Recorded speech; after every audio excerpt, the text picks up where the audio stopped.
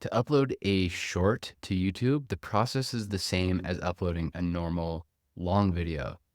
The thing is, when you upload a short, it has to meet two requirements.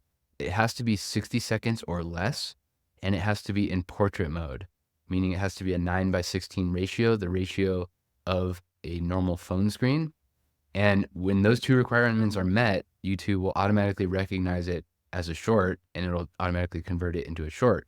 So then you go to create, upload videos, select file, or you can drag and drop a file, find your short video, and you can see this one is in portrait mode. It's got that, it's taller than it is long. It's 9:16, and it is less than 1 minute. So I'll hit open, and then it adds it to YouTube. And at first, it's going to show up as a normal video, this video link, but in a second, it's going to recognize it as a short, and this video link will change.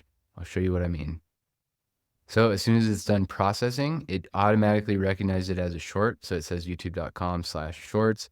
And then a couple things will be different when you're uploading a short. For example, you can't set a thumbnail.